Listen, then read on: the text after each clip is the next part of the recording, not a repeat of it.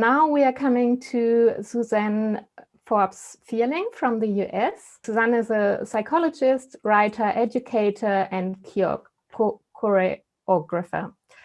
And she will hold a presentation about racism inside the TRA/MRA space.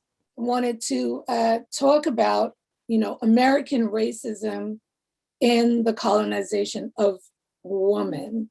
And from a lens of race, a lot of us as Black women, we look at this as a form of white supremacy and white nationalism. We experience it in that way. European American men declares now, so this is the framework that European American men declare that they're women.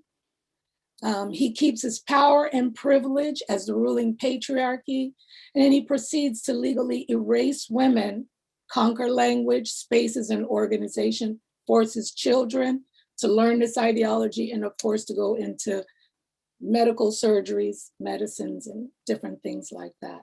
He is able to step into all the spaces that he dominates, forces us to see him as a sex and racial minority, constantly comparing himself to Black women and also to Black trans or to Black men who have a really tiny murder rate by proxy. It's as if he puts his hands into a bucket of melanin, rubs it on himself, and then he can declare almost racial minority status.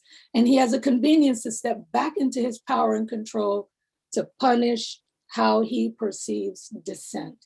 We are very, very sensitive and aware of the constant comparison to Black women. So this has its roots in Europe, who launched a huge campaign over several hundred years to justify the slave trade and the full colonization of Africa. What we are experiencing today is exactly what Europe and the United States has already done, a convergence of using religion, scientific pseudo-racism, sexism, the arts, literature, human zoos, the press, private equity, research in medicine, the Industrial Revolution, and government, to conclude with the Berlin Conference, where it was just decided we're just going to take the whole continent. We are experiencing the same identical campaign. This presentation, I have, there's nudity and there's description of rape and torture.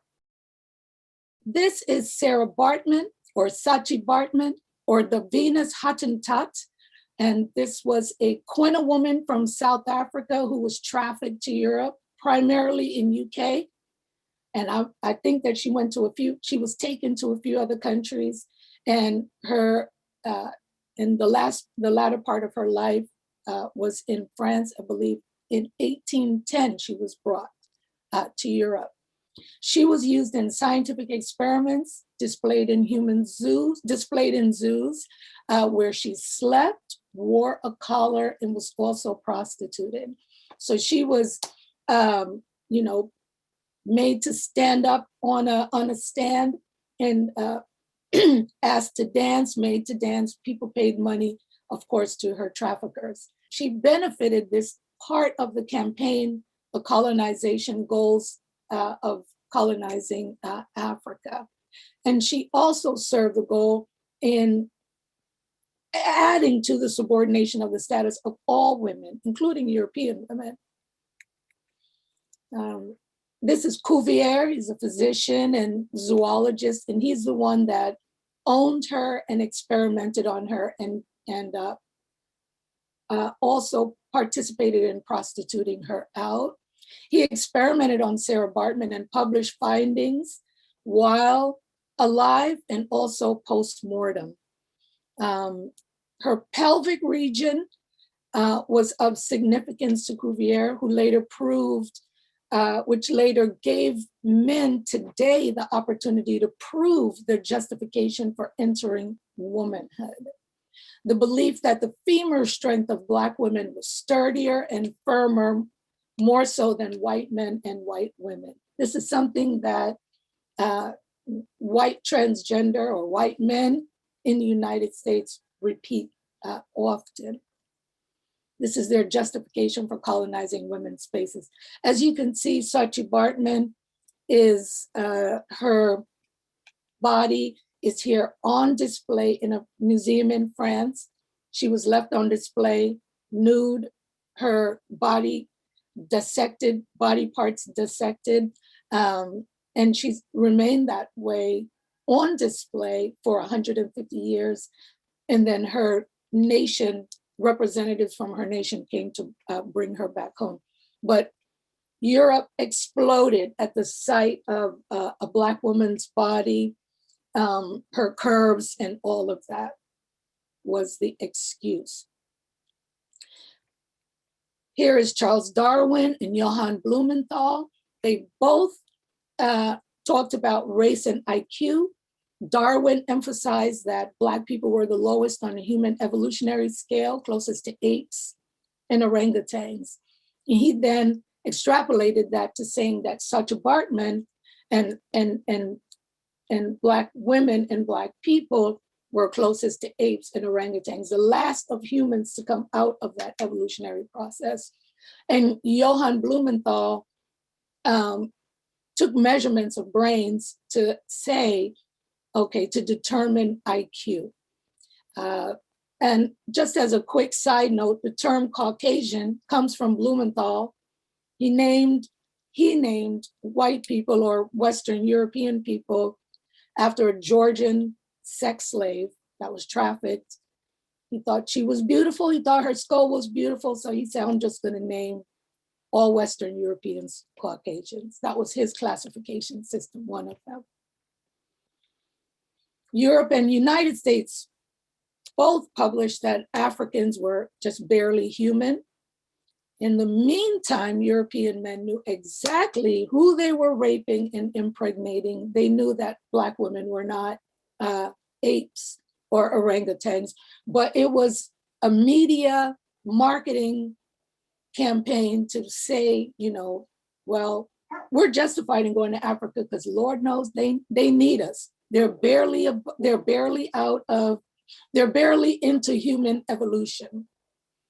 We know how that feels today because when we read how lawmakers publish things about us saying, oh, you're a TERF, you're against trans kids being in sports, blah, blah, blah. We're all left saying, but that's not true, but wait.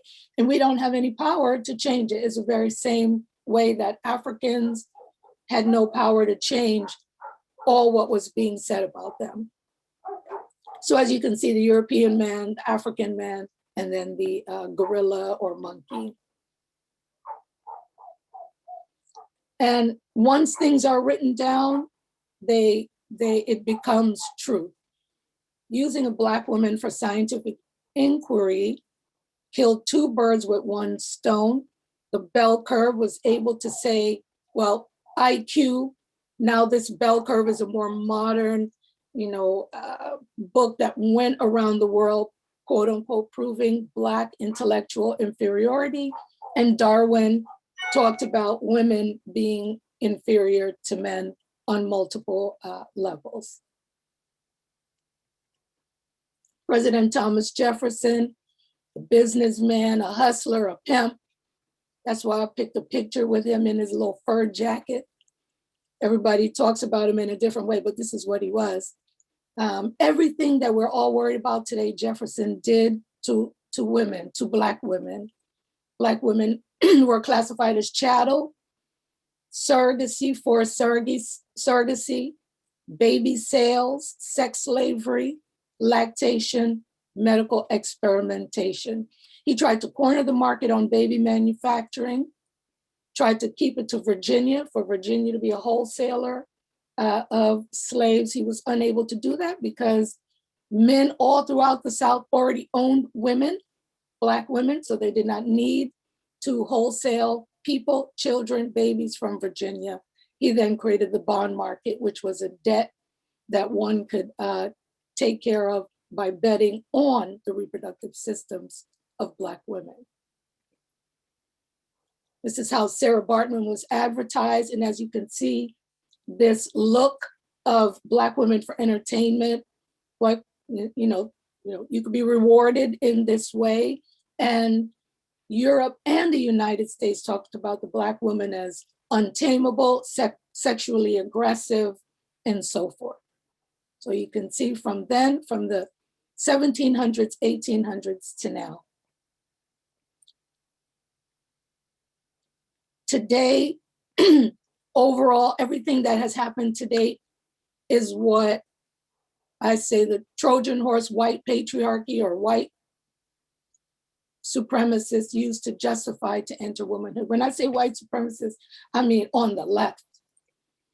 The use of Sarah Bartman's body and the biased framing of scientific findings was a perfect storm for today, man who feels justified in entering womanhood, especially after erasing us.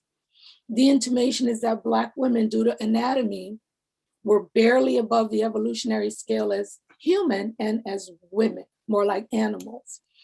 And this is said often, that white women are the standard and that white women allowed Black women into womanhood.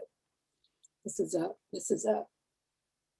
a belief, and therefore, since white women, supposition is therefore, since white women allowed a type of woman that's barely above the evolutionary scale of an orangutan or a gorilla, and since science proved that men, white men, were anatomically the same or softer and more refined, then men are justified into womanhood. Justification for continued colonization and rugged imperialism in Africa and with women. They're like a parallel, it's a parallel situation we're experiencing now. They have an attitude of take and do what you want. There is a continued justification for medical experimentation. Like during slavery, all gynecology comes from experimenting on Black women, African-American women, slaves. We went through a period of eugenics, forced sterilization, and today we have biopharma and the forced transitioning of children. We have this, there's this mentality, there's this climate, it is very surreal, of rape culture. Genitals don't matter. Just out of nowhere, they simply declared that. And also the procurement of gender-specific poverty-based services. A lot of women are pushed down into poverty, and all of these poverty programs make a lot of money off of our exclusion from the economy.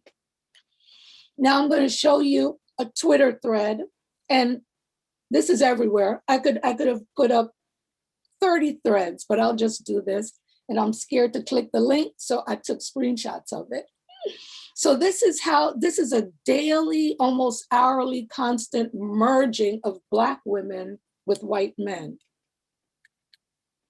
Here, feminist frequency thought they were cute, trying to put out a shout out for the Women's History Month.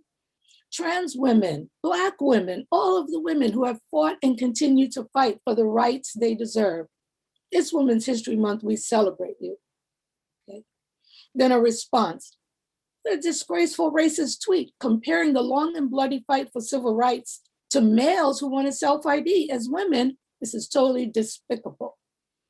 Then Aardvark, I love her response. Keep Black women out of your racist mouth, because this is how Black women, this is how we talk to each other about all of this stuff. You know, we're all in secret and private spaces. So this is, Rebecca, this is a man. I really don't see how anyone can see this post as racist. It's stating the truth that to this day, trans women and Black women have to continue to fight for their rights. TERFs are not feminists. And so Asia just straight out, stop using Black women as a way to push cock into womanhood. I love that one. So Cyan says, Black women are women, so men are women. Their logic stinks of misogyny and racism, like race makes anyone more or less female. Oh my goodness. Then here is a painful one. Sale Grover asks the original poster. What are your thoughts on this? And she embeds a comment. Seeing a Black TERF on Twitter is weird because how are you oppressing a trans woman and talking about your oppression when you're a monkey, N-word, slave with no right? Okay, that is disgusting. Then Chris chimes in, and boy, is he right. Modern day, what he means is liberal feminists are not your friends, ladies. Then the famous artist Birdie Rose, I think is her name. Her artwork is beautiful. If they're not adult human females, they're not women. Trans women, Black women, what a joke. Why are these men always trying to pretend that being a Black woman is the same as being a man? It is racist, you know? So that's why I went back to Europe to kind of to really show you how that came to be about. Now I'm going to show you a compilation of blatant pseudoscientific racist comments, just random tweets from all over. So it's a compilation. Here is Arian. If even Black women can be considered women, why not them? African warlord, I love her or him. Are you saying Black women aren't women? Please, I want you to say this with your chest. Here's another one. If you hate trans women, then you hate Black women. All the arguments you TERFs use are the exact arguments used to segregate Black women in the 60s, the exact same way. You want to hurt the mental state of hundreds of thousands of people? This is in response to someone saying trans women are biological males, we deserve our own space. Now, I'm going to pause on this one for a second. This is a white man telling people that they're being discriminatory in trying to, saying that it's light segregation. And he's the one that created Jim Crow. He's the one that created segregation. He's the one that put all these laws in place. So the gaslighting is like pouring 4 gallons of gasoline on the flame because it's so painful. You want to say, by the way, you're a white guy. You're the one that created all of these problems that you now use as if you're experiencing them and as if you're a part of the history with Black women going through all of this. Here is a response to this tweet on top. Hey, you're racist. Women of color are not a subset of women. Trans women are a subset of men. It's your problem, deal with it. Julie goes, women of color are a subset of women and trans women are a subset of women. And the response from Moana, wow, no women are a subset of women. They are women. It's an all-encompassing category. We've all been in these fights. Here's Akon. Black women produce way more testosterone than white women. That's a scientific fact, which makes Black women look manly and behave manly. You may never know if a Black woman is actually biological female. Black women and masculine trans women are both manly looking. Bella, I am so tired of this shit. A trans woman will never be a biological woman. As man evolved out of gorilla orangutan status, they were able to have more biological differentiation. Black men and Black women were still down below.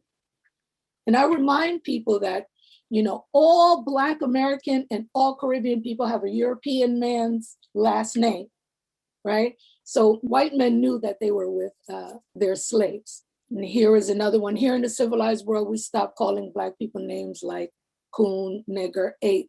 A long time ago, calling a spade is seen as degrading, hurtful, and belittling. In other words, let's be polite, but they still are coons, nigger, and ape. I'll jump over to sports. Here is Florence Griffith. We all grew up with her. We love her. Incredible athlete. In the 70s and 80s, the whole concept of the firm hip, the strong hips and the strong femur resurfaced as all these Black women was just smoking it in the Olympics, just flying past everybody. And sports commentators used to say, boy, her hips are really strong. you know, they're almost as strong as horses. So Black women during the Olympics, early on, it was hinted that Black women had the femur strength of horses. And I remember as a little girl one time, they put a horse race and then they put the sister on the camera and had them running and saying, look at that, it's almost near identical. So there's that, making that association. I just want you to just take a quick look at this chart. This is in many studies, bone density, race by sex. So they looked at all four, you know, Black man, Black woman, white man, white woman. And this more fuchsia line that you can see is representative of Black women. And the more royal blue, hopefully I get the colors right, the names of the colors right, the royal blue is for white men. And as you can see on the age chart below, they kind of match and overlap to a certain point, to age maybe 55 or something like that. This is the scientific proof for what white men say all the time to justify their entree into womanhood. Fallon Fox, I don't know if we remember this man. I forget the woman's name. They got into a match. He said, hey, I'm a woman. And he beat her almost to death. They had to pull him off of her. She is permanently disabled, never seen since. She said she never felt anyone more strong, never was in a match with someone that just felt very, very different than what it felt like to fight other women. Fallon Fox told everyone, Black women have the same bone density as white men. So as you can see, white men use Blackness as a shield. Here's Simone Biles and Gabby Douglas, some more incredible athletes, gymnasts. You know, these are beautiful young ladies and tiny little things. I think Gabby stood next to Shaquille O'Neal. She come up to his knee, I think. It was hilarious. And then we have these wonderful flowers of, you know, these men truly feel that they're like Simone Biles and Gabby Douglas. I know it's different sports, but they truly feel justified in crushing these women around them, these young girls around them. And it's even doubly painful that they're, you know, it's all nationalities, but, you know, the visual of them stepping on these brown girls and Black girls, it's very painful. I was going to say something about Fallon Fox. He wanted to kill her. He said, by beating up a Black woman, I wish they did not pull me off of her because it proves my femininity by just trashing a Black woman. And they had allowed me to kill her because it proves my femininity. This is very painful stuff. So my presentation is coming to a conclusion. I just have to put some Black women winning so everybody could see it. We know Venus and Serena. Allison Felix, I think she still holds a record for the fastest woman, I think.